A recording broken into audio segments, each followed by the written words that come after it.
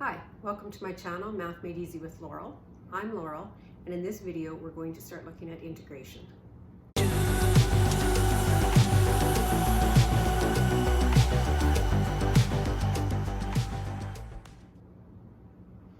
In the previous two videos, we looked at a concept called antiderivatives, and it was the process of doing the reverse process of finding a derivative. So for example, when we find the derivative, we're given a function, we follow our derivative rules, and in this case, the derivative of x cubed plus 2x squared minus 8 would be 3x squared plus 4x.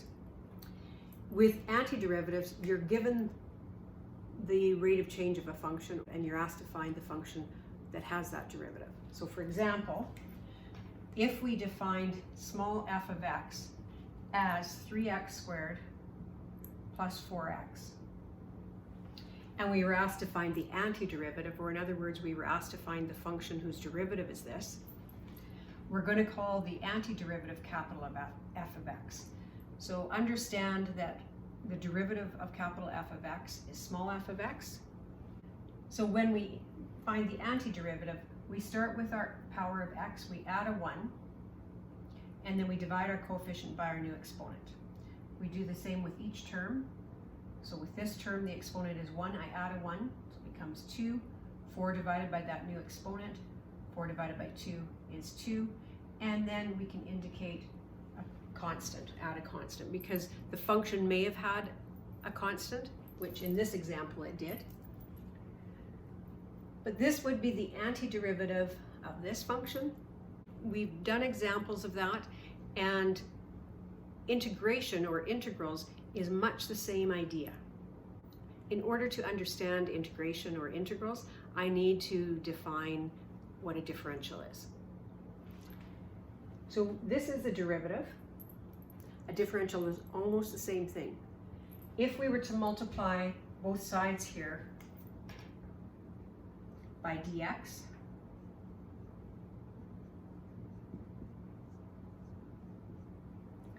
this would be the differential of y.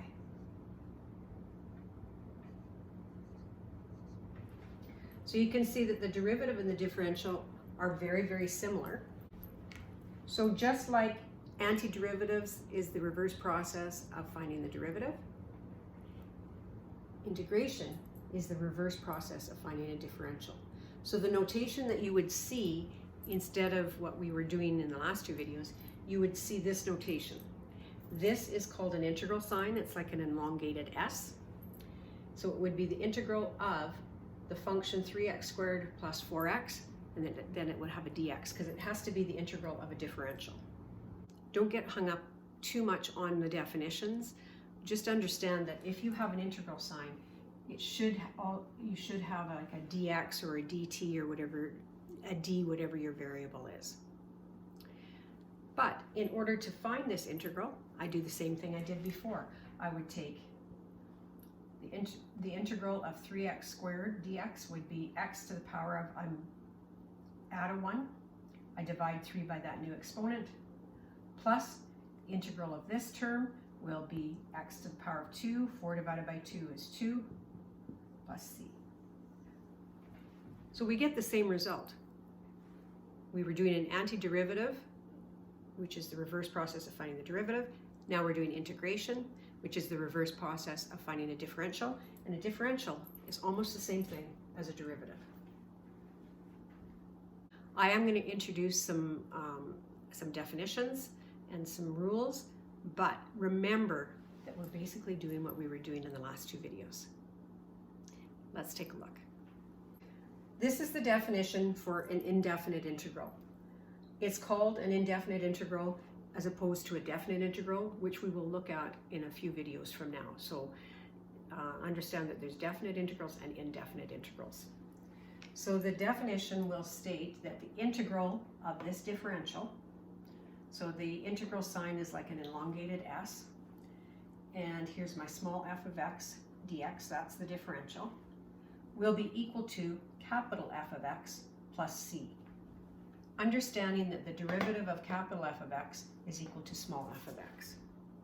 So this expression here, capital F of x plus c, that's called the indefinite integral. and c is called the constant of integration. Unless you're given additional information, you're not going to be able to calculate what the constant of integration is. You just put a plus c. If you're given a point or a set of values that satisfy the function, then you can calculate c, and you'll encounter that when you get into more of the applications. But at this point, we're not going to worry about calculating c because we're just going to be doing the process of integration, and we're not going to have enough information to find c. I'm going to outline 3 formulas for finding integrals, but you've already seen the process in the last 2 videos. This is just a formal definition of those rules. So let's take a look at our rules, and then let's get to some examples. Our 3 basic formulas for integration are as follows. If you have the integral of a constant, and I'm using k for constant because we use a letter c to represent our constant of integration, so this is something different. This is like a coefficient. If you have a coefficient times a differential, you can move that constant in front of the integral sign.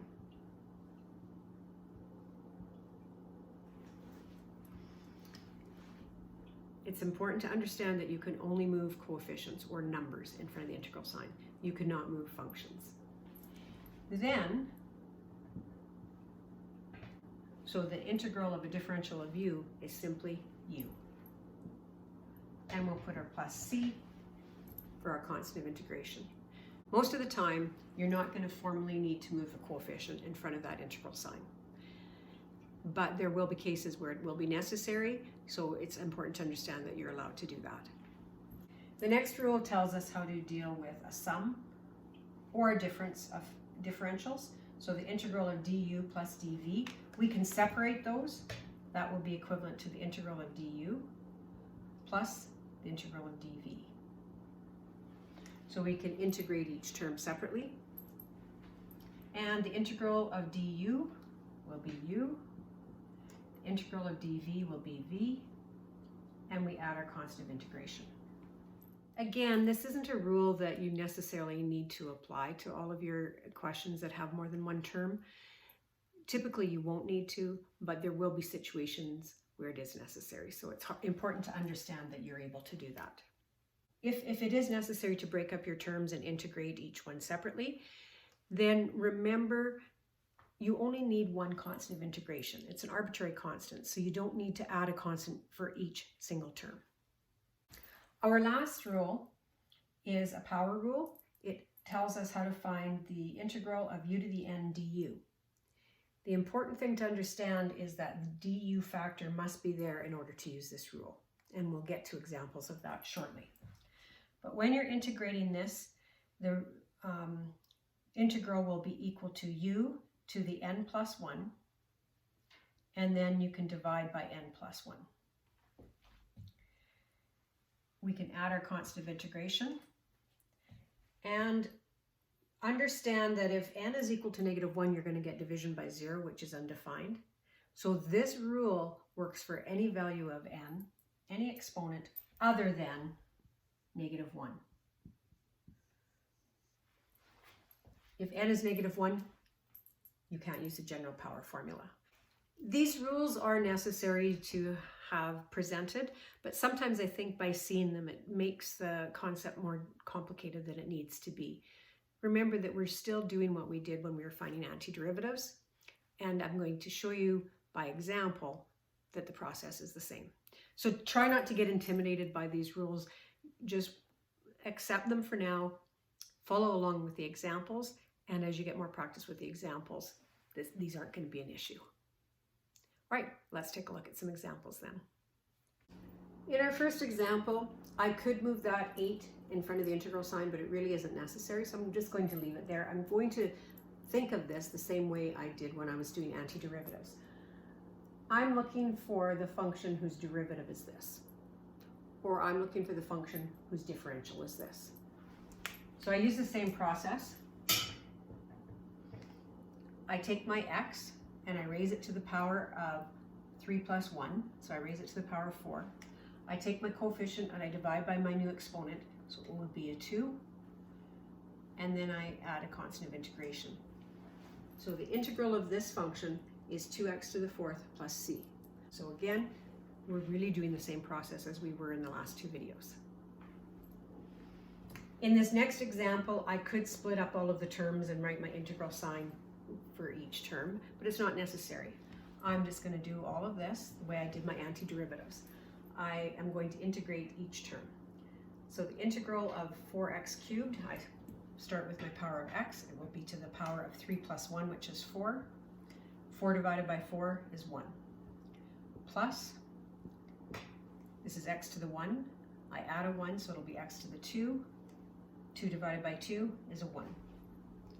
Minus 6. The antiderivative of 6 is 6x. So the integral of 6 dx is 6x.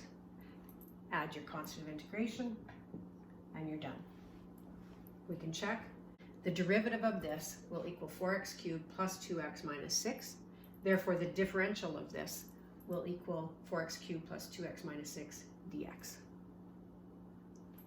Sometimes you will need to rearrange your terms into a form where you can integrate. So I don't want to deal with this quotient, so I'm going to write that as 4 times x to the negative 3. I don't want to work with a square root, so I'm going to write that as x to the 1/2. Now I'm just going to integrate each term. So my first term will be x to the power of negative 3 plus 1 will be negative 2. 4 divided by this new exponent, so 4 divided by negative 2 will be negative 2. Minus, I add a 1, so 1/2 plus 1 will be 3/2. That 1 divided by 3/2 becomes 2/3, plus my constant of integration. Let's do an example of a power.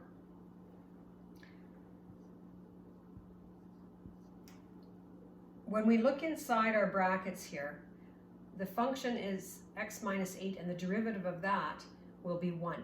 So the differential of that will just be 1 dx. So I don't have to do any manipulation.